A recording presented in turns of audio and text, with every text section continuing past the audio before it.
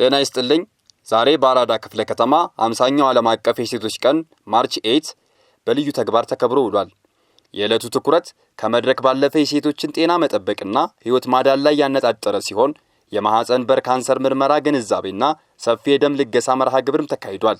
በልገሳው ላይ የተሳተፉ እናቶችና እህቶች እንዲሁም የክፍለ ከተማ አስተዳደሩ የሴቶች ህፃናትና ማህበራዊ ጉዳይ ጽፈት ቤት ኃላፊ የሰጡን መረጃ አብረን እንከታተል። የሴቶችን ቀን በማስመልከት ደም በመለገሴ በጣም ደስ ብሎኛል።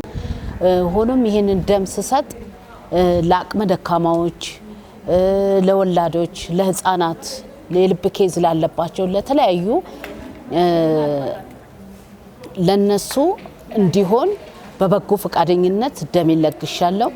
አሁንም ወደፊትም ደም ከመለገስ ወደ ኋላ አልልም። ዛሬ የማሰች ቀን ነው።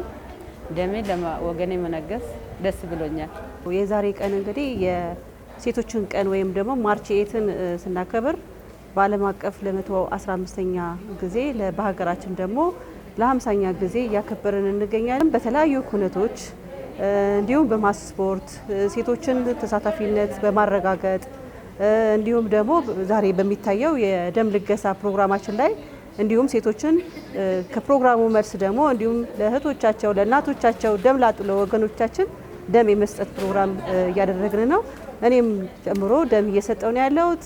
በተለያዩ ጊዜ ሴቶች በማንኛውም ጊዜ በተለያዩ ምክንያቶች ደም ያንሳቸዋል።